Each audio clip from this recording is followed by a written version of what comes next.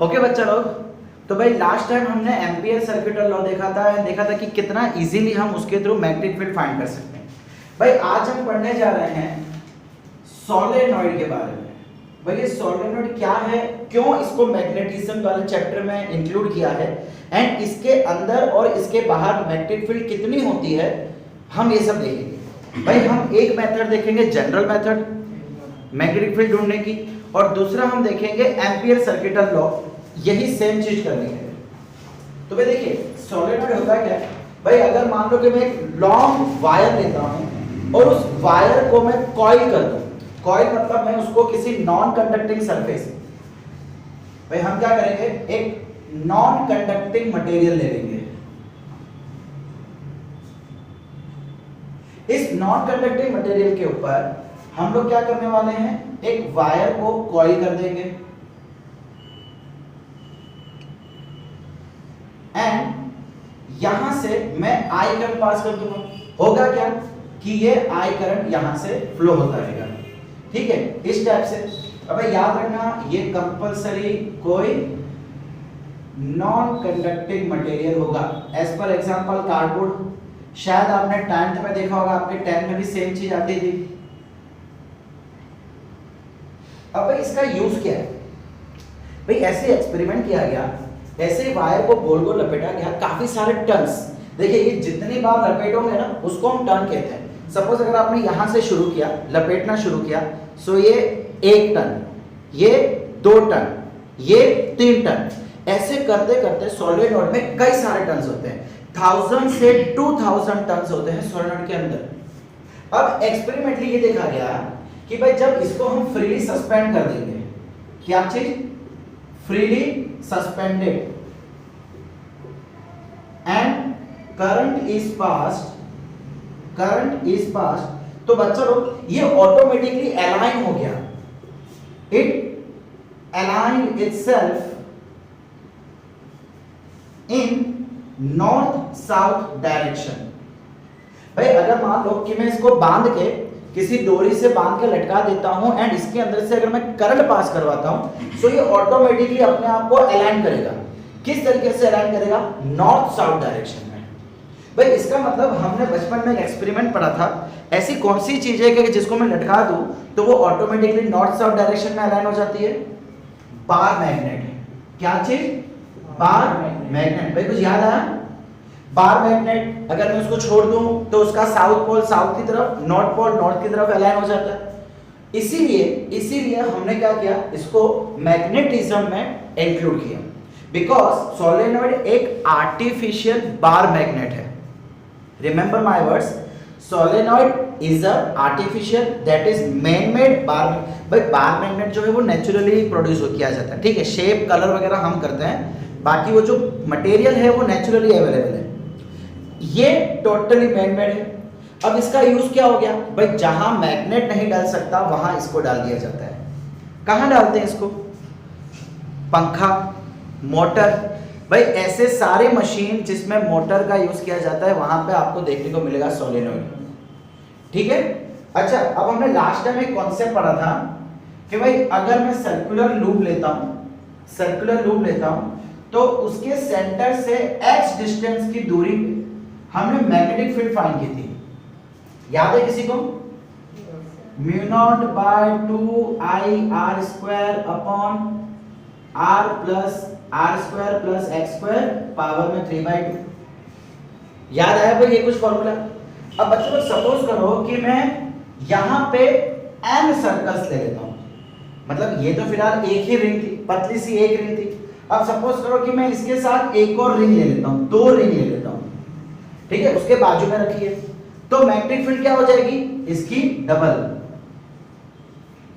अगर मैं 3 रिंग ले लेता हूं, कितनी, 3 रिंग, तो ये हो जाएगी 3 गुना। 4 ले लूंगा तो 4 गुना, 5 लूंगा तो 5 गुना। इन शॉर्ट अगर मैं n रिंग्स अरेंज करता हूं, तो ये magnetic field n times increase हो जाएगी, एंड यही है इसका फायदा। ये चीज हमको यहां देखने को मिलेगी। भाई हमने मैग्नेटिक फील्ड देखी, हमने वायर को गोल घुमाया, उस गोल वायर में से एक वायर में से मैग्नेटिक फील्ड फाइंड की। अब हमने क्या कर दिया, इसके अक्रॉस बहुत सारी वायर ली। क्या कर दिया, इसके अक्रॉस बहुत सारे टर्न्स ले लिए, क्यों? ताकि हाई मैग्नेटिक फील्ड जनरेट की जा सके। समझ आ रहा है भाई? टॉपिक खत्म करने के बाद आपके टेक्स्ट बुक में जितना है वो खत्म करने के बाद मैं आपको इसका प्रैक्टिकल एप्लीकेशन भी बताऊंगा, प्रैक्टिकल एप्लीकेशन। ओके भाई, यहां तक कोई डाउट किसी को? अब अच्छा, ये जो वायर है ना उसको आप समझ लो कि इस तरीके से गोल गोल लपेटा गया है, लेकिन वायर जो है वो हवा में तो लटक सकती नहीं है, उसको सपोर्ट चाहिए। तो सपोर्ट के लिए हम क्या कर देते हैं, इसके अंदर नॉन कंडक्टिंग। अब बच्चा लोग, जब मुझे इसको रोटेट करना है ना, आई रिपीट, अगर मुझे इसको रोटेट करना है, हम आगे पढ़ेंगे, इसको गोल घुमाना है ना मुझे पूरी चीज को। सपोज करो कि ये एक मटेरियल है जिसके ऊपर मैं वायर घुमा रहा हूं, मैं चाहता हूं कि ये मटेरियल गोल गोल घूमे, अगर करंट पास हो तो ये गोल गोल घूमे। तो मैं क्या करूंगा, अंदर कंडक्टिंग नहीं, नॉन कंडक्टिंग नहीं, कंडक्टिंग मटेरियल ले लूंगा। कंडक्टिंग मटेरियल लेने से क्या होगा कि इसकी मैग्नेटिक फील्ड और इंक्रीज हो जाएगी। ठीक है, वो आगे पिक्चर में हम देखेंगे, मतलब आपके आगे चैप्टर में। अब बच्चा, ये जो शेप आया ना इसको हम कहते हैं हेलिकल स्प्रिंग शेप। मतलब आपकी स्प्रिंग ऐसी तो होती है, स्प्रिंग देखी होगी आप सबने। So this is nothing but the helical spring. अब इसके बीच में भाई इंसुलेटेड, यहाँ पे याद रखना कि ये वायर्स बैर नहीं होती है, ये इंसुलेटेड होती है। मतलब कि आपकी जैसी वायर शॉप में मिलती है ना, वैसी वायर को लपेटा होगा। भाई एक दूसरे को टच करूंगा तो फिर वो तो शॉर्ट सर्किट हो जाएगा। सो याद रखना कि ये जितने भी वायर्स होती है वो इंसुलेटेड वायर्स को हम कॉइल करते हैं। ओके बच्चा लोग,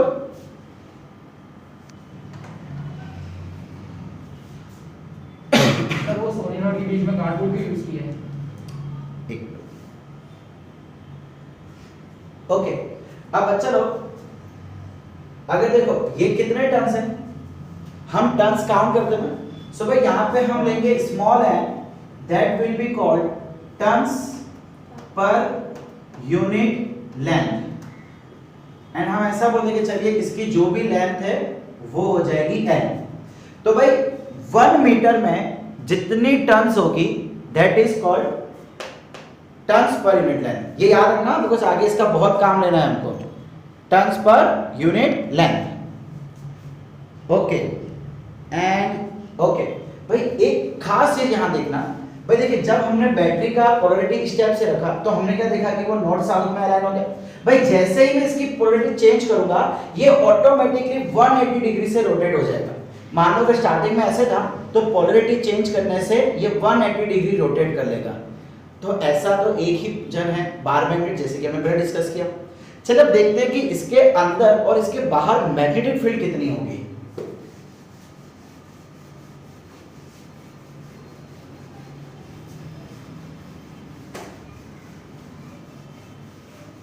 भाई चलो अब मैं क्या कर रहा हूं, ये जो पूरी सोलेनॉइड है ना मैं उसको बीच में से कट कर रहा हूं। उसके लेंथ क्या है भाई, जैसे कि मान लो ये अगर आपका सोलेनॉइड है तो मैं इसको बीच में से कट कर रहा हूं।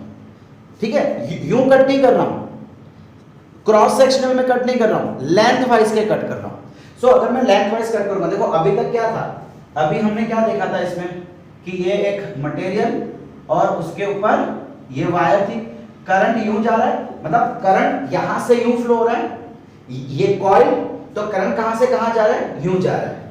समझ लो मैं क्या बोल रहा हूं। अब हम क्या कर रहे हैं, उसको बीच में से काट रहे हैं, तो क्या मुझे उसका क्रॉस सेक्शन कुछ ऐसा दिखाई देगा। अब भाई हो क्या रहा है, देखिए ये पूरे कार्डबोर्ड का हाफ सेक्शन है भाई। एज पर एग्जांपल मान लीजिए, देखिए ये बहुत ही छोटी चीज है, समझ लो कि ये पहले का सोलेनॉइड है। ठीक है, मैं क्या कर रहा हूं, इसको यहां से कट कर रहा हूं। सो कट करने पे क्या मुझे कुछ ऐसी डिजाइन दिखाई देगी, अंदर से कर्व होगी एंड ऊपर से मुझे ऐसी दिखाई देगी इस टाइप की। समझ लो मैं कैसा बोल रहा हूं, इस टाइम को समझ नहीं आया। देखिए देखिए कोई बात नहीं, मैं वही बता देता हूं। नहीं भाई, स्टार्टिंग में हमारा सोलेनॉइड ऐसा था, हमने क्या किया बीच में से कट कर दिया, अब मुझे वो कुछ ऐसा दिखाई देगा। समझ आया, ये पूरा था ना, पूरे में से बीच में से मैंने कट कर दिया। सो कट करने के बाद ऐसे दिखाई देगा, मतलब ये टॉप पोर्शन, ये बॉटम पोर्शन। अच्छा, करंट कहां से कहां जा रहा है भाई? हमने तो कॉइल को ऐसे बांधा हुआ था, सो करंट यहां से यहां जा रहा है। सो जब मैं इसको इस टाइप से लिखूंगा तो इस टाइप से कर दूंगा, सो मुझे क्या दिखाई देगा? करंट यहां से बाहर आ रहा है और यहां से अंदर जा रहा है। करंट तो ऐसा ही है ना, समझ लो? तो करंट यहां से बाहर आता हुआ दिखाई देगा, और बाहर आने करंट को हम कैसे दिखाते हैं?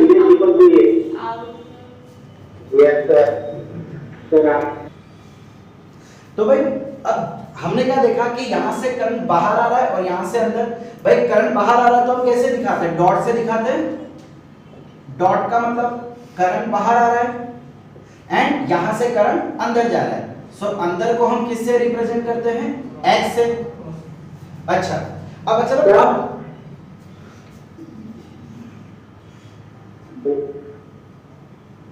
ओके, तो बच्चा लोग हम यहाँ पे ये देख रहे हैं कि सोलेनोइड के अंदर मैग्नेटिक फील्ड का पैटर्न क्या होगा। भाई तो देखो यहाँ से करंट बाहर आ रहा है, अब करंट बाहर आ रहा है तो मैग्नेटिक फील्ड कैसी होगी? भाई ये मैं इसका सेंटर ऑफ एक्सिस ले लेता हूँ, ठीक है? तो भाई इस एक्सिस पे इसके कारण मैग्नेटिक फील्ड कैसी होगी? देखो करंट बाहर आ रहा है, हमको पता है right hand thumb rule, current के डायरेक्शन में अपने थंब को रखो एंड फिंगर को कर्ल करो, तो जिधर फिंगर कर्ल होगी उधर आपके मैग्नेटिक फील्ड। तो बच्चा लोग मेरे उंगलियां कहां जा रही है? अंदर की तरफ जा रही है ऐसे। इसका मतलब क्या मैं बोल सकता हूं? इसके कारण मैग्नेटिक फील्ड ऐसे, इसके कारण ऐसे, इसके कारण ऐसे। इन शॉर्ट इन सभी करंट्स के कारण हमारी मैग्नेटिक फील्ड जो है एकदम सेंटर में वो इस टाइप की हो जाएगी, ठीक है? अब भाई जैसे मैं अपवर्ड जाऊंगा, चले अगर मैं इसकी बात करूं, यहां पे क्या हो रहा है? करंट अंदर जा रहा है, यस और नो? करंट अंदर जा रहा है तो मैग्नेटिक फील्ड कैसी बनेगी? इसके कारण भाई ये फिंगर, ये मेरे करंट की मैग्नेटिक फील्ड की डायरेक्शन हो गई, यानी कि अब मेरी मैग्नेटिक फील्ड कुछ ऐसी बनेगी। जरा ध्यान दो भाई, देखिए ये मेरी अंदर फिंगर, थंब अंदर और फोर फिंगर ऐसे। इसका मतलब जो करंट प्रोड्यूस होगा, सॉरी जो मैग्नेटिक फील्ड प्रोड्यूस होगी वो कुछ इस डायरेक्शन पे जाएगी। भाई ये तो यूं गोल घूमती रहेगी ना, तो ये मैग्नेटिक फील्ड, तो इन सभी पे क्या हो जाएगा? मैग्नेटिक फील्ड इस टाइप से आ जाएगी। अब यहां पे क्या होगा? एग्जैक्टली इस पॉइंट पे, देखो हमने एग्जैक्टली इस पॉइंट की बात की है, अब एग्जैक्टली इस पॉइंट पे क्या होगा? करंट अंदर and magnetic field, sorry current बाहर and magnetic field totally rotate होगा। मतलब अब मैग्नेटिक फील्ड कुछ ऐसी चली जाएगी। भाई समझ रहे हो ना? ये क्या हो रहा है? करंट बाहर आ रहा है, तो करंट के डायरेक्शन में अपने थंब को रखो एंड फिंगर को कर्ल करो, तो यहां से यूं चला जाएगा एंड यहां पे यूं रोटेट करता रहेगा। सो इस टाइप की क्या हो जाएगी? मेरी मैग्नेटिक फील्ड आ जाएगी। भाई magnetic field never touches each other, भले आप में गलती से टच हो गया हो बट वो कभी भी एक दूसरे को टच नहीं करेगी। अच्छा, अब इस पोर्शन में क्या होगा? भाई हमने exactly at that portion and between देख लिया। इस पोर्शन में क्या होगा? तो बच्चा लोग थोड़ा बहुत जो मैग्नेटिक फील्ड है वो बैंड होना शुरू हो जाएगी। कैसी? इस टाइप से बैंड होना शुरू हो जाएगी।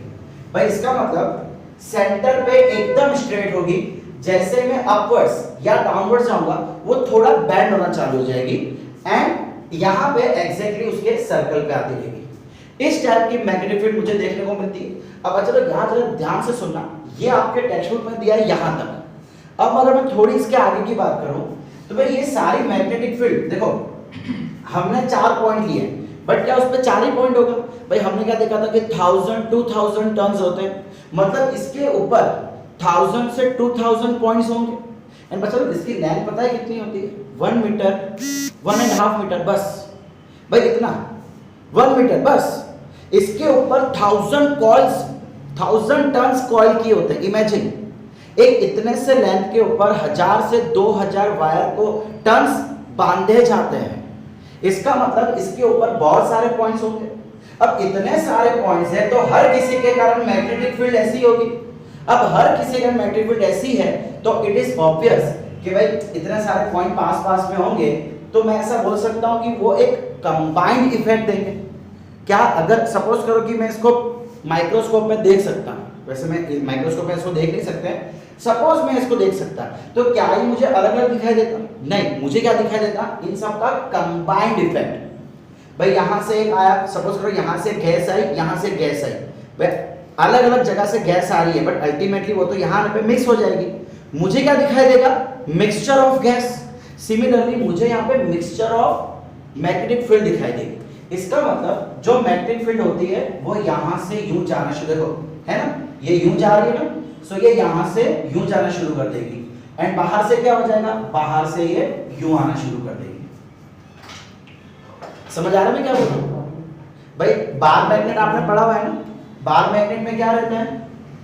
ये नॉर्थ, ये साउथ, तो बाहर नॉर्थ से साउथ जाता है, अंदर साउथ से नॉर्थ जाता है।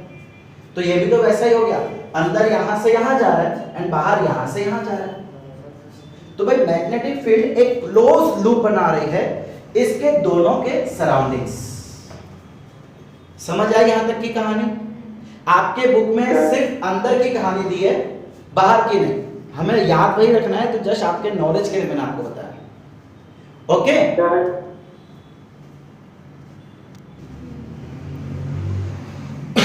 भाई अब हम फाइनली कैलकुलेट करते हैं कि इसके अंदर कितनी मैग्नेटिक फील्ड बनेगी। चलिए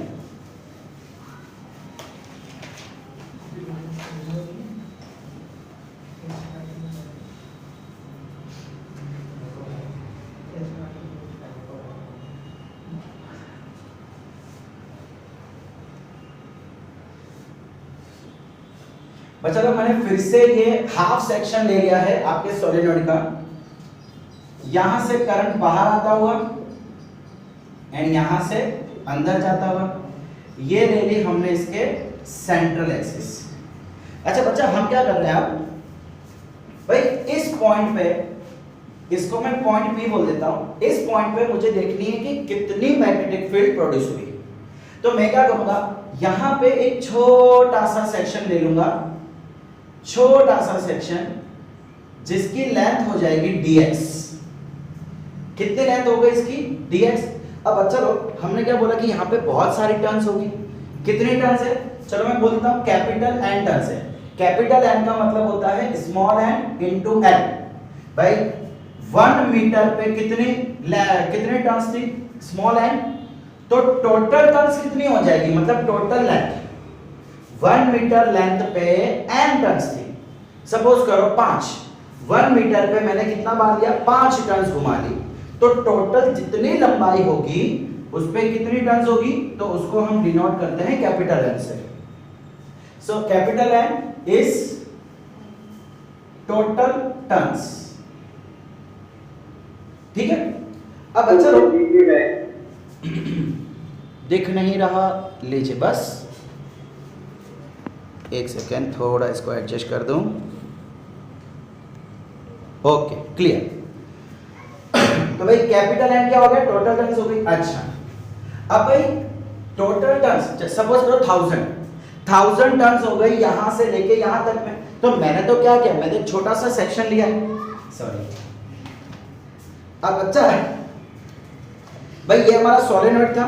सपोज करो कि ये पूरी टोटल लेंथ है एंड इसके ऊपर मैंने n turns, capital n turns कर दिया यहां से लेके यहां तक।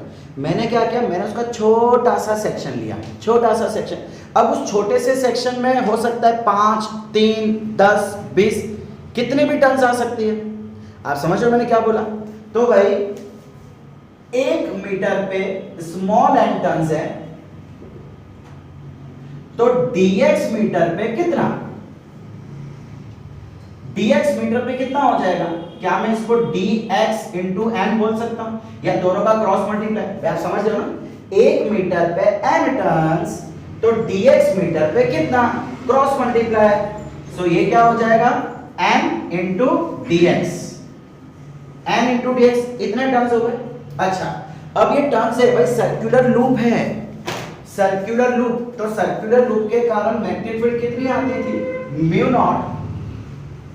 Not by 2 I r square upon r square plus x square power में 3/2।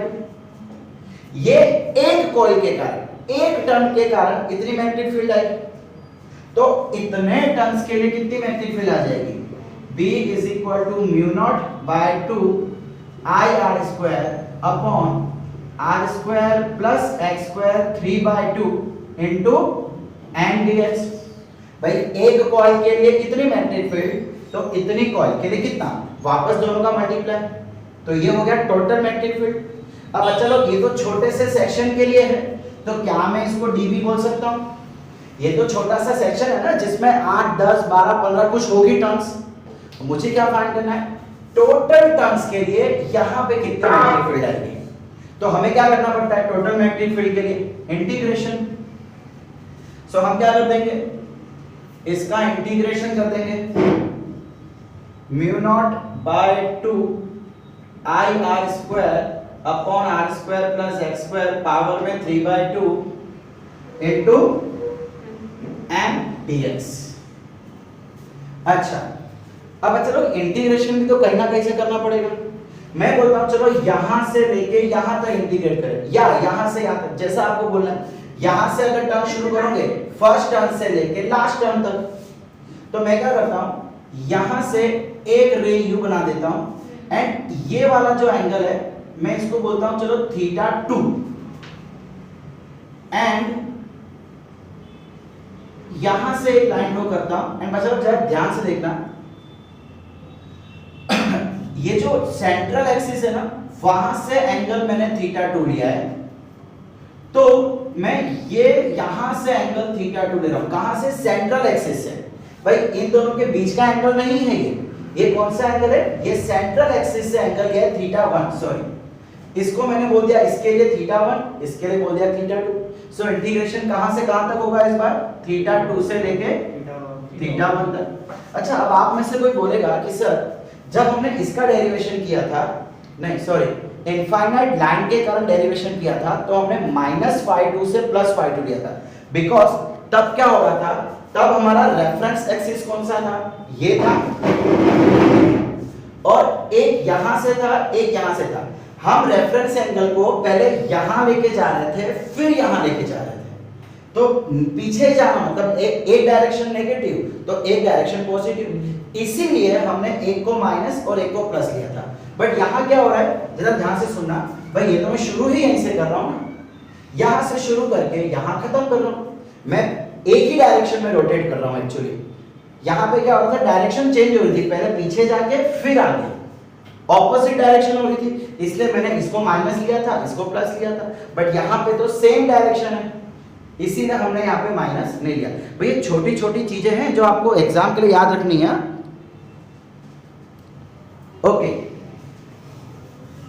अब अच्छा बच्चा यहां से यहां जाने में चेंज क्या हो रहा है, थीटा चेंज हो रहा है और थीटा वेरिएबल है, तो सीधी सी बात है मुझे वहां पे थीटा तो कहीं ना कहीं लगाना पड़ेगा, है ना। भाई इंटीग्रेशन किसका होता है, जो चेंज हो रहा होता है, बट यहाँ पे तो देख रहा हूं कुछ भी चीज चेंज नहीं हो रही।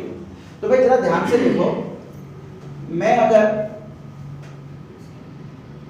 ये वाला डिस्टेंस ये डिस्टेंस लेता हूं चलो r, मतलब रेडियस ऑफ कॉइल, जो कॉइल का रेडियस है वो कितना ले लिया मैंने, r ले लिया। एंड बच्चा लोग यहां पे सपोज करो कि मैं ये एक छोटा सा सेक्शन लिया था ना, ये dx, मैं यहां से dx तक का जो एंगल है उसको बोल देता हूं थीटा। भाई ये जो कंपोनेंट लिया था ना उसके कारण मैग्नेटिक फील्ड देखनी है, तो यहां से उसका एंगल मैंने बोल दिया चलो थीटा, ठीक है। सो भाई यहां से मैं थीटा की वैल्यू निकाल सकता हूं। अच्छा x कितना है, यहां से लेके यहां तक डिस्टेंस x क्या होता है, सेंटर से लेके जो पॉइंट पे मुझे मैग्नेटिक फील्ड ढूंढनी है उसी को तो हम x बोलते हैं, तो ये डिस्टेंस कितना हो गया x। अब जरा ध्यान से देखो, ये वाले ट्रायंगल में है, ये वाला ट्रायंगल देखो, ये थीटा है, ये कितना हो जाएगा रेडियस r और डिस्टेंस कितना हो जाएगा x। क्या मैं यहां से ऐसा बोल सकता हूं tan theta is equal to r/x, ये भाई ये 90 डिग्री हो गया ना, ये 90 डिग्री हो गया, so tan theta is equal to opposite upon adjacent. अब भाई x को यहां ले जाता हूं, x is equal to r/tan theta, x को यहां ले गया, tan थीटा को नीचे लेके आ गया, tan थीटा का इनवर्स मतलब r cot थीटा, भाई tan का इनवर्स कर दिया तो tan का इनवर्स r cot थीटा। अब चलो x की वैल्यू तो मिल गई, कोई डाउट नहीं, x की वैल्यू तो मिल गई, लेकिन अब देखो एक और प्रॉब्लम है, ये dx। भाई अब अगर थीटा चेंज हो रहा है तो मुझे d थीटा चाहिए ना, इंटीग्रल, तो मुझे वहां भी d थीटा लाना पड़ेगा। एक काम करता हूं, मैं इसको डिफरेंशिएट करता हूं थीटा के टर्म्स में, तो ये क्या हो जाएगा, dx by d theta, r constant है, cot थीटा का डिफरेंशिएशन होता है minus cosec square theta, minus cosec square theta, ये याद रखना, मैथ्स के अंदर फॉर्मूला ही है, cot थीटा का differentiation minus cosec square theta. So भाई ये थीटा को यहां ले जाते हैं, so dx is equal to minus r, ये माइनस को बाहर ले लिया, हाँ, cosec square theta d theta. तो dx की वैल्यू भी मिल गई मुझे एंड x की वैल्यू भी मिल गई, दोनों वैल्यू को उठा के वहां पुट कर देते हैं। देखिए इस डेरिवेशन का सबसे मेन पार्ट यही था। अच्छा बच्चा लोग, ये x और dx की वैल्यू हम पुट कर देते हैं, इंटीग्रेशन थीटा 2 से theta 1 mu naught by 2 i r square upon r square plus, भाई x के जगह पे क्या रखते हुए r cot थीटा, x का स्क्वायर है तो ये भी स्क्वायर, ये भी स्क्वायर, और ये आ गया पावर में 3/2 एंड dx, dx के बदले क्या रख दूं मैं, माइनस r,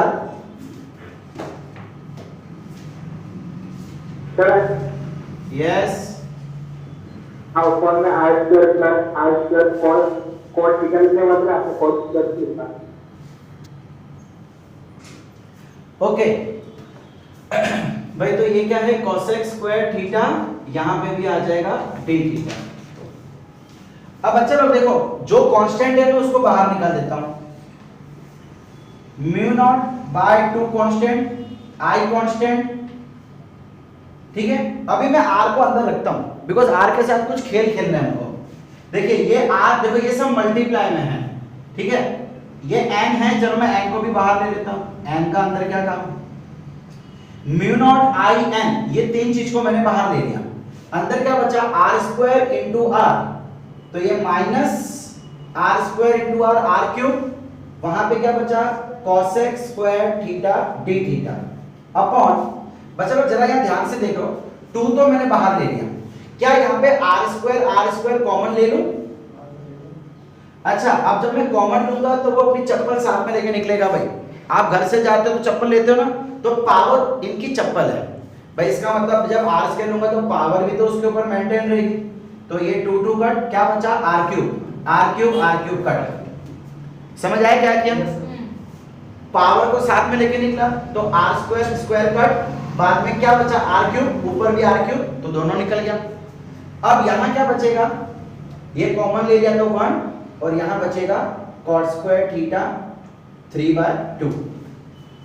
अच्छा बच्चा, आपने 10th के अंदर एक आइडेंटिटी सीखी थी, cosec square theta minus cot square theta is equal to 1, सभी बच्चे ने सीखी थी 10th में, तो आप सभी थे।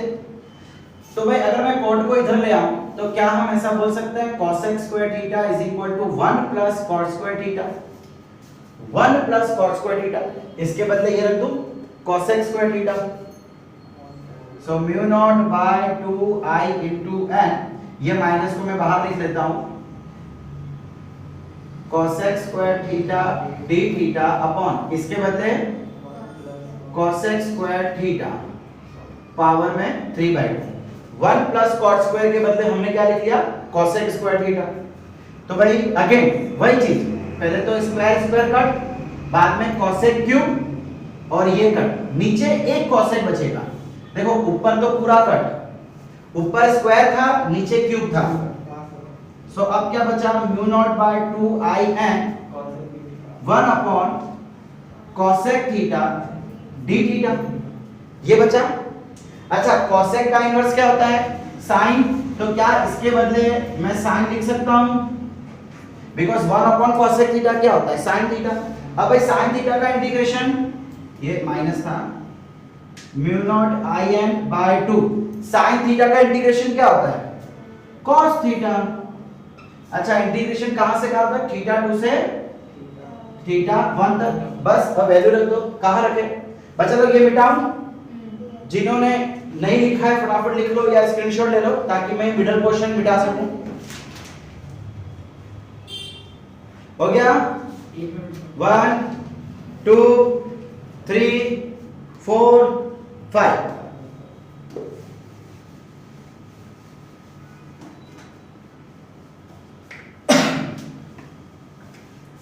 तो भाई यहां पे आ जाते हैं, magnetic field is equal to minus mu not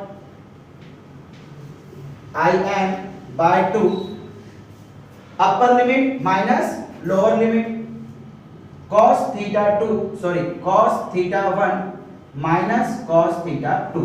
ये आ गई आपके मैग्नेटिक फील्ड की फॉर्मूला एट द सेंटर।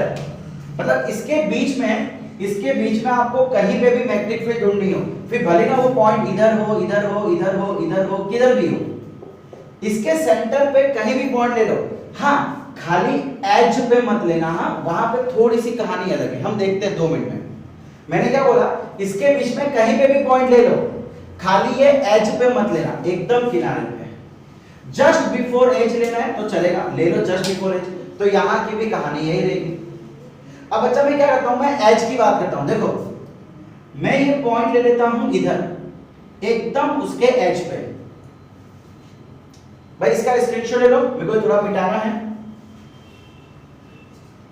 खाली एक ही स्टेप फटाफट लिख लो। ये भी मिटा लो स्टेप में। नहीं ये रखो,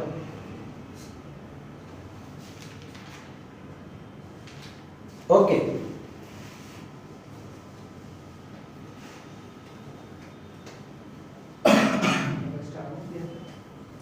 बच्चा लोग हमने क्या किया, ये इसके एज पे एक पॉइंट ले लिया, पॉइंट भी कहीं पे भी, ऊपर नीचे बीच में कहीं पे भी लो, ऐसा जरूरी नहीं कि एकदम सेंटर पे लेना है।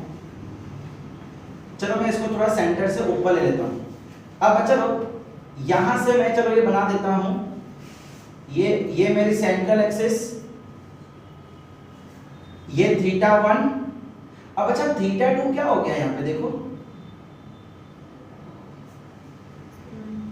समझ आ रहा है क्या बोल भाई, किसी एक पॉइंट पे अगर आप ये एज पे लोगे सो यहां तो कोई एंगल बनेगा, लेकिन ये एंगल क्या हो जाएगा 90 डिग्री। अगर आप पॉइंट एच पे लेते हैं तो so B is equal to minus mu naught I N by 2 cos theta 1 क्या हो गया, cos थीटा 1 90 हो गया। भाई देखो ना ये हमारा थीटा 1 था ना, अगर मैं इधर पॉइंट लूंगा तो थीटा 2 90 हो जाएगा, कोई एक तो 90 होगा ही होगा, और दूसरा क्या हो जाएगा cos थीटा 2, जो भी फिर ये एंगल हो, जो भी एंगल cos 90 0। सो भाई ये तो टर्म 0 हो गया, minus minus plus mu naught I N by 2 cos theta 2। समझ आया भाई? देखो एक्चुअली ये माइनस तो बच्चा डायरेक्शन की वजह से है, मैं ये मैग्नीट्यूड ऑफ की बात करूं तो ये माइनस हमारे मैटर नहीं करेगा। तो अगर आपको कभी क्वेश्चन में एग्जाम में क्वेश्चन आवे जिसमें एज पे दिया हुआ है और एक एंगल दे रखा है, कोई भी हो तो आप उसको यहां रख देना, प्लस माइनस की टेंशन मत लो यार, वो तो डायरेक्शन बताएगा।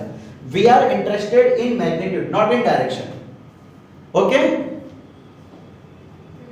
तो भाई आप हमेशा ये फॉर्मूला अप्लाई कर सकते हो। क्लियर भाई यहां तक? Yes sir. भाई अब सर आपने इसमें कॉन्सेप्ट थीटा जो करके कार्बन ज्यादा लगता है। तो एग्जाम में ना मोस्टली पूछते हैं आइडियल सोलेनॉइड, सिर्फ सोलेनॉइड नहीं आइडियल। भाई मान लो अगर क्वेश्चन में कुछ भी नहीं बोला है ना कि आइडियल है क्या नहीं, तो उसको आइडियल ही लेके चलना है। तो आपके बोर्ड एग्जाम में 98% या 99% आइडियल सोलेनॉइड के ही क्वेश्चंस होते हैं। अब आइडियल सोलेनॉइड का मतलब क्या है कि जिसके आउटर साइड में मैग्नेटिक फील्ड 0। भाई एक्चुअली होता नहीं, देखो पूरे साइंस में आइडियल वर्ड जहां पे आवे ना तो आइडियल का मतलब होता है कि ऐसा होता तो अच्छा होता, बट प्रैक्टिकली ऐसा होता नहीं है। आपने सुना होगा आइडियल कैरेक्टरिस्टिक्स ऑफ फ्यूल, शायद केमिस्ट्री में पढ़ा होगा, आइडियल गैस कैरेक्टरिस्टिक्स पढ़ा होगा भाई। वो आइडियल मतलब 100% ऐसा होना चाहिए था, बट कोई भी चीज 100% होती नहीं है। सो इसीलिए भाई आपके एग्जाम में जो क्वेश्चंस आएंगे वो मोस्टली आइडियल के होंगे। तो हम क्या करेंगे, आइडियल का मतलब क्या होता है, एक ऐसा सोलेनॉइड जिसकी लेंथ उसके डायमीटर से, या आप बोल सकते हैं उसके रेडियस से मच ग्रेटर हो। उसकी लेंथ उसके रेडियस के कंपैरिजन में बहुत ज्यादा हो तो मैं बोलूंगा कि यस वो आइडियल है। मतलब समझिए कुछ ऐसा, भाई देखिए लेंथ लंबी है, मान लो कि 1 मीटर है, लेंथ 1 मीटर है एंड रेडियस कितनी हो जाएगी भाई 0.1 mm या 0.2 mm। भाई अगर मैं लेंथ ले लूं 1 मीटर और इसका रेडियस ले लूं 0.1 mm, तो कितना छोटा हो गया रेडियस इसके कंपैरिजन में। तो जब ये कंडीशन होगी तो उससे हम बोलते हैं आइडियल। एंड बच्चा लोग आइडियल के आउटर साइड मैग्नेटिक फील्ड 0 ली जाती है। देखें कैसे भाई, चले इसका सेंटर एक्सिस ड्रॉ कर दे। वैसे तो ड्रॉ करने की जरूरत नहीं है, बहुत छोटा है, बट फिर भी कर देते हैं। सपोज करो ये मेरा पॉइंट है P एंड भाई ये मैं एक एलिमेंट, भाई अब मैं फिर से मैग्नेटिक फील्ड देखने जा रहा हूं। मेरी मैग्नेटिक फील्ड I कितनी थी, B = μ0 In/2 cos theta minus cos theta 2, ये मेरी फॉर्मूला थी। अब बच्चा लोग यहाँ का cos थीटा क्या होगा, देखो ये यहाँ से एंड ये यहाँ से। अरे भाई आपको शायद दिख भी नहीं रहा होगा, एकदम नन्ना मुन्ना थीटा 1। हाँ लेकिन ये थीटा ज्यादा हो जाएगा, देखिए है ना। लेकिन क्या मैं ऐसा बोल सकता हूँ, देखिए ये थीटा 2 जो है ये क्या है थीटा 2। भाई यहाँ पे थीटा 2 तो ऑलमोस्ट 0 है, एकदम नन्ना मुन्ना, यानी कि ऑलमोस्ट 0 बोल सकते हो, एकदम छोटा। भाई 1 mm तो इतना सा होता है, ये तो आपको चलो फिर भी दिखाने के लिए मैंने थोड़े तो उसकी विड्थ रखी है, बाकी 1 mm होता क्या है 1 सेंटीमीटर से भी छोटा, 0.1 सेंटीमीटर। 0.1 आपकी स्केल में आप देख सकते हो भाई, 0.1 किसको कहते हैं, इतना सा, एकदम इतना सा। तो भाई ये एंगल तो ऑलमोस्ट 0 होगा, और ये एंगल भाई देखो ये मैं इसको कह सकता हूं थीटा 1 इज ऑलमोस्ट 180। भाई ये देखिए ये यहां से यहां तक, और ये एंगल तो एकदम छोटा है। तो क्या मैं ऐसा बोल सकता हूं कि जो आपका थीटा 1 है वो ऑलमोस्ट 180 है एंड थीटा 2 क्या है ऑलमोस्ट 0। जब आइडियल सोलेनॉइड होगा तब, तो इन दोनों वैल्यू को उठा के यहां रख देते हैं। सो B = μ0 In/2। यहां पे थीटा 1 की जगह हम क्या रख देते हैं cos 180। अच्छा बाहर माइनस भी था, माइनस अभी लेके चल रहा हूं, cos 180 माइनस cos थीटा 2 के बदले क्या रख दिया 0। अब भाई B = -μ0 In/2। भाई cos 180 क्या होता है, cos 180 -1 माइनस cos 0 1। सो -1 क्या हो जाएगा, सो ये हो गया -μ0 In/2 इनटू माइनस प्लस -2। तो 2 से 2 गया, माइनस से माइनस गया, मैग्नेटिक फील्ड कितना आ गया μIN। So this is our magnetic field in case of ideal solenoid.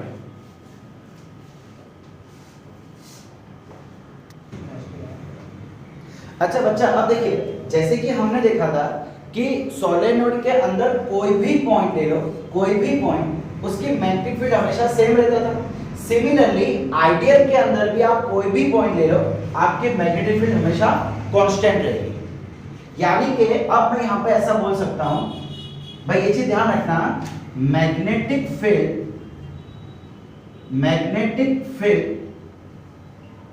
Inside ideal solenoid is straight. भाई देखिए यहां पे हो क्या रहा है,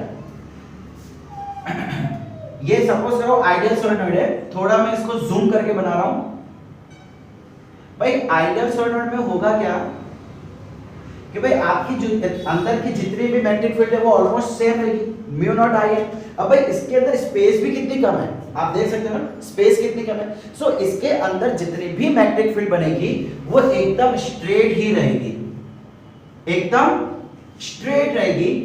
एंड भाई अगर स्ट्रेट है, देखो हर जगह पे सेम है, कोई भी पॉइंट ले लो आपको हर जगह पे इसकी मैग्नीट्यूड सेम मिलेगी।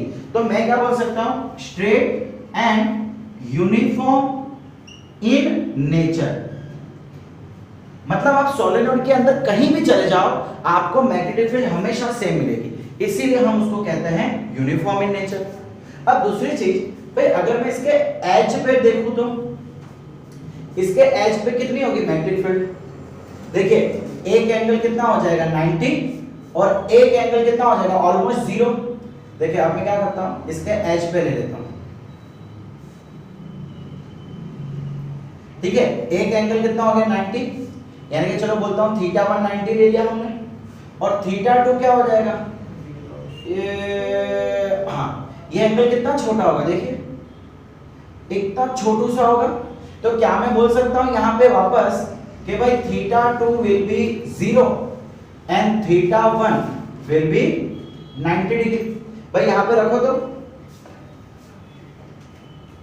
इस फॉर्मूला में जरा रखो, magnetic field is equal to mu naught I N by 2 cos 90 minus cos 0। भाई इसका मतलब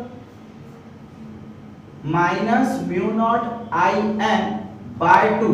भाई cos 90 कितना होता है 0, -1 माइनस माइनस कट गया, आंसर क्या आ गया mu naught I N by 2। इसका मतलब देखिए सेंटर पे कितना था, सेंटर मतलब बीच में कहीं भी ले लो मैग्नेटिक फील्ड कितनी थी म्यू नॉट आई एन, और एजेस पे कितनी आ गई, हाफ हो गई, mu naught I N divide by 2 हो गया ना। मतलब जितनी मैग्नेटिक फील्ड इसके अंदर हमें मिल रही थी उसकी आधी मैग्नेटिक फील्ड हो गई कहां पे, एज पे। तो बच्चा लोग अगर मुझे इसका ग्राफ बनाना है, अगर मैं इसका ग्राफ ड्रॉ करूं तो क्या कुछ मुझे ऐसा मिलेगा,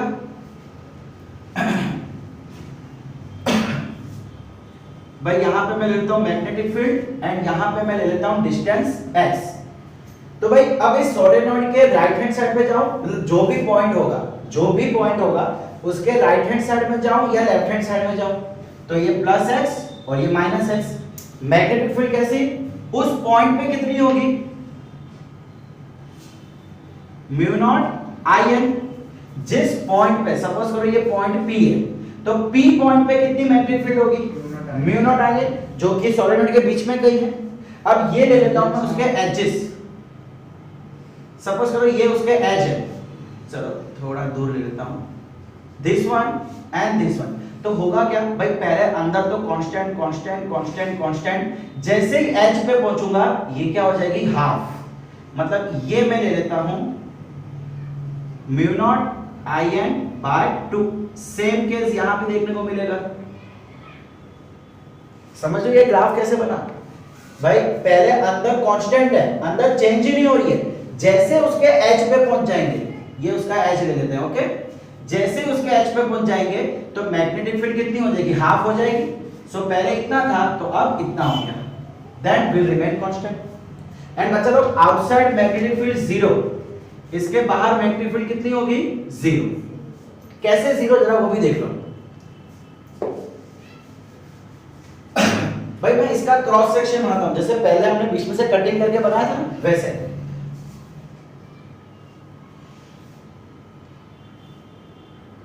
अब भाई आपको पता है कि आइडियल सोलेनॉइड का रेडियस बहुत ही कम होता है, इसका मतलब ये सेक्शन भी बहुत कम होंगे। अब भाई ऊपर जो है करंट बाहर निकल रहा है, अंदर जो है करंट जा रहा है, तो इसके कारण ये करंट बाहर आ रहा है, सॉरी हाँ ये करंट बाहर आ रहा है, तो मैग्नेटिक फील्ड कुछ ऐसी हो जाएगी। भाई इसके कारण मैग्नेटिक फील्ड कैसी हो जाएगी अब इस डायरेक्शन में। बच्चा लोग मैग्नेटिक फील्ड कभी एक दूसरे को इंटरसेक्ट नहीं करती है, बट इसका डिस्टेंस इतना कम है कि भाई देखिए इसके आउटर साइड पे जो मैग्नेटिक फील्ड है ना, सपोज करो कि मैं ये पॉइंट पे बनाऊं, तो ये कुछ ऐसी बनेगी और इस पॉइंट पे कुछ ऐसी बनेगी। ये क्या है, करंट बाहर आ रहा है, तो इसके कारण मैग्नेटिक फील्ड ये एंटी क्लॉकवाइज जाएगी। देखो ये मेरा हाथ कहां घूम रहा है, एंटी क्लॉकवाइज घूम रहा है, मतलब ये हो गया मैग्नेटिक फील्ड एंटी क्लॉकवाइज। ये अंदर जा रहा है, मेरी मैग्नेटिक फील्ड कैसी हो गई, क्लॉकवाइज हो गई इस बार। तो बच्चा लोग ये एक मैग्नेटिक फील्ड एंटी क्लॉकवाइज, ये एक मैग्नेटिक फील्ड क्लॉकवाइज। समझ में क्या बोल रहा हूं? सो आउटर साइड पे देखो, आउटर साइड पे क्या हो रहा है, ये मैग्नेटिक फील्ड इधर, ये मैग्नेटिक फील्ड इधर, दोनों अपोज कर रहा है एक दूसरे को। सो जो मेरा बी नेट है, नेट इलेक्ट्रिकल फील्ड है, वो जीरो हो जाएगा। कौन से केस में, आइडियल के केस में। कौन से केस में, आइडियल के केस में। इससे पहले जो हमने प्रैक्टिकल देखा था उसमें नहीं। समझ आ रहा है भाई? आइडियल केस में magnetic field will be always zero. So बच्चा लोग, अब हम देखने जा रहे हैं magnetic field due to solenoid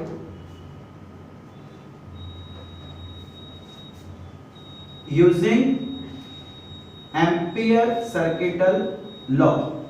अब बच्चा लोग, ये लॉ यूज करने से पहले ना कुछ एजम्पशंस किए जाते हैं। पहला एजम्पशन तो ये रहता है कि magnetic field outside the solenoid is zero. ये एजम्पशन किसके बेसिस पे किया जाता है, आइडियल सोलेनॉइड के बेसिस पे। हमने अभी भी देखा कि बाहर जीरो है, तो पहला और सबसे जरूरी एजम्पशन कि सोलेनॉइड के बाहर मैग्नेटिक फील्ड जीरो होती है। चलिए, अब ये हम कोई भी एक सोलेनॉइड ले लेते हैं, ठीक है। इसके कारण आपकी मैग्नेटिक फील्ड कुछ इस टाइप से होगी। अब अच्छा लोग, मैं क्या कर रहा हूं, यहां पे इस पॉइंट पे सपोज करो कि मुझे मैग्नेटिक फील्ड फाइंड करनी है। तो भाई एम्पियर सर्किटल लॉ क्या कहता है कि सबसे पहले आप एक लूप बनाई है इस पॉइंट को यूज करके। तो मैं यहां पे एक स्क्वायर लूप बना लेता हूं। स्क्वायर नहीं, चलिए रेक्टेंगल बोल देते हैं। कैसा, रेक्टेंगल, ठीक है। ए बी सी डी, और इस लूप की डायरेक्शन चलिए मैं कुछ ऐसी ले लेता हूं। भाई याद है ना, एम्पियर ने कहा था कि पहले आप एक लूप बनाइए, फिर उस लूप का डायरेक्शन ले लीजिए। अब वो क्लॉकवाइज लेना है कि एंटी क्लॉकवाइज, वो आप पे डिपेंड है, आप जो चाहे डायरेक्शन ले सकते हैं।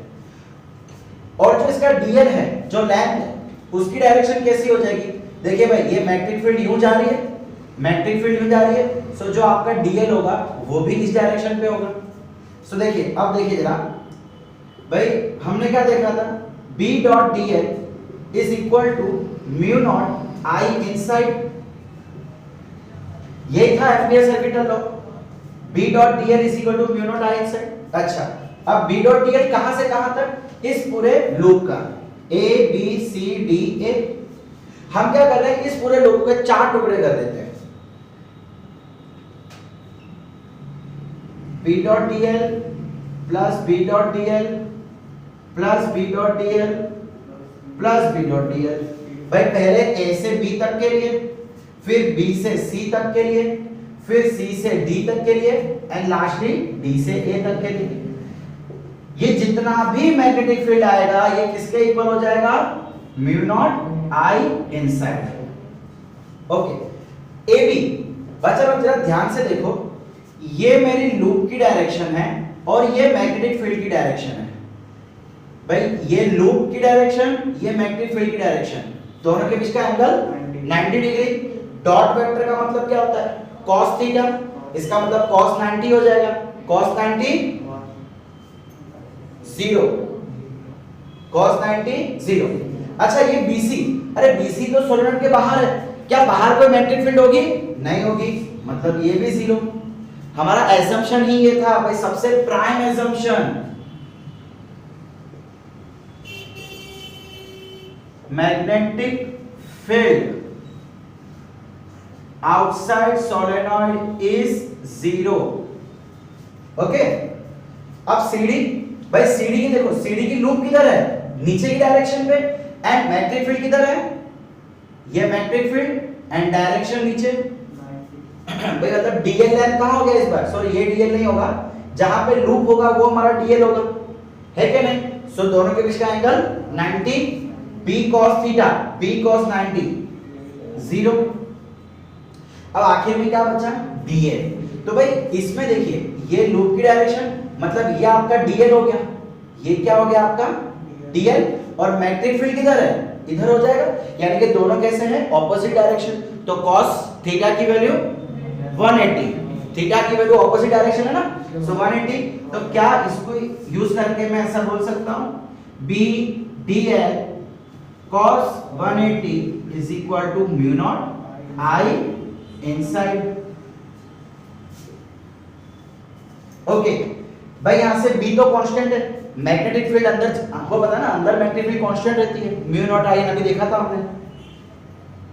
सो b बाहर dl, और ये cos 180 के कारण ये क्या हो जाएगा? माइनस। भाई बच्चा माइनस तो सिर्फ एंगल डायरेक्शन की वजह से आया, अगर मैं लूप को ये डायरेक्शन में लेता तो भाई ये cos 0 हो जाता और वो प्लस में हो जाता। तो भाई हम लोग यहाँ पे अब मैग्नीट्यूड की बात कर रहे हैं, ठीक है, डायरेक्शन की नहीं। So minus B D L is equal to mu naught I inside. अच्छा बच्चों यहाँ पे टोटल करंट कितना होगा? टोटल करंट कितना होगा? जरा ध्यान से सुनना। एक काम करते हैं, इसके अगले स्टेप में लिखते हैं आई इनसाइड। अच्छा integration of length, integration of total length हो जाएगी। चलिए टोटल लेंथ में एल ले लेता हूं, ये टोटल लेंथ एल ले लेता हूं। इंटीग्रेशन का मतलब क्या होता है? Total length. So minus B L is equal to mu naught. अच्छा अब बात करते हैं आई इनसाइड की। भाई अगर लेंथ आपकी 1 मीटर है तो उसके टर्न्स कितने होते हैं? n। तो अगर l मीटर है तो टर्न्स कितने हो जाएंगे? ln। समझ आया? 1 मीटर में हमने n क्या बोला था? Turns per unit length. तो एक लेंथ में इतने टर्न्स, तो l लेंथ में कितने टर्न्स आ जाएंगे? ln। अच्छा अब बच्चा लोग एक चीज आपने ऑब्जर्व की कि नहीं मुझे पता नहीं, जरा ध्यान से देखना। यहां पे मैग्नेटिक फील्ड इंक्रीज क्यों हो जाती है? भाई करंट यहां से आया, इस लूप में करंट था, यही करंट इस लूप में गया, यही करंट इस लूप में गया। जरा ध्यान से देखना भाई, जब करंट यहां से यहां गया तो इसमें एक नवा करंट आ गया। करंट और सप्लाई चालू है ना, जब यहां का करंट घूमते घूमते यहां पे आ गया। देखिए चलिए सपोज करो कि करंट अभी हमने चालू ही किया, तो कितना करंट है अभी? मैं बोलता हूं चलिए आई करंट। अब ये करंट पास होते होते होते इधर आ गया। अब कितना करंट हो गया? इसके अंदर आई, इसके अंदर आई, कितना हो गया? 2i। मतलब अब दो लूप के अंदर, दो टर्म्स के अंदर करंट पास हो गया। मैं तीसरी, ये करंट घूमता घूमता इधर आ गया। अब कितना करंट हो गया? ये 3i। भाई ये तो इसका जादू है। हम जब वायर को गोल घुमाते हैं तो ओवरऑल करंट जो है इंक्रीज हो जाता है, और इसी कारण तो मैग्नेटिक फील्ड ज्यादा आती है। हाई क्यों आती है? इसी तो कारण आती है। सो मैं ऐसा बोल सकता हूं कि जब तक ln टर्न था, देखिए एक टर्न में करंट कितना है? Turns and current. एक टर्न में करंट कितना है? i। हमने कितना लिया था? एक टर्न में i लिया था ना। मेरे पास टोटल टर्न्स कितनी है? ln। सो टोटल करंट कितनी हो जाएगी? ln i बोल सकता हूं मैं, क्रॉस मल्टीप्लाई। एक टर्न में टोटल, 1 मीटर में n टर्न्स, तो टोटल टर्न्स ln। अब एक टर्न में i करंट, तो टोटल करंट कितना? ln i। तो करंट के बदले ये वैल्यू यहां पे पुट कर देता हूं, ln i। Inside total current कितना हो जाएगा ना? हमें तो सिर्फ इतना करंट चाहिए इस लूप के अंदर का, तो इस लूप के अंदर का कितना टर्न, तो इतना टोटल करंट। ठीक है, सो ये क्या हो गया? ln कट हो गया, क्या बचा? b is equal to mu naught and i। I think यही हमने देखा था। ठीक है, मैग्नीट्यूड की बात कर रहा हूं तो माइनस मैटर नहीं करेगा। भाई ये तो फॉर्मूला देखी थी हमने, याद आया कि नहीं? म्यू नॉट एंड i, और यही फॉर्मूला हमने एम्पियर की मदद से लिया। देखिए भाई एम्पियर मेथड 4 से 5 स्टेप में कट हो गया, खाली ये बस एक लॉजिकल पार्ट था। ठीक है, टोटल करंट इनसाइड। तो बच्चा लोग आज का लेक्चर यहीं पे समाप्त करते हैं। इसकी नोट्स आपको आपके एप्लीकेशन के अंदर मिल जाएगी। Thank you.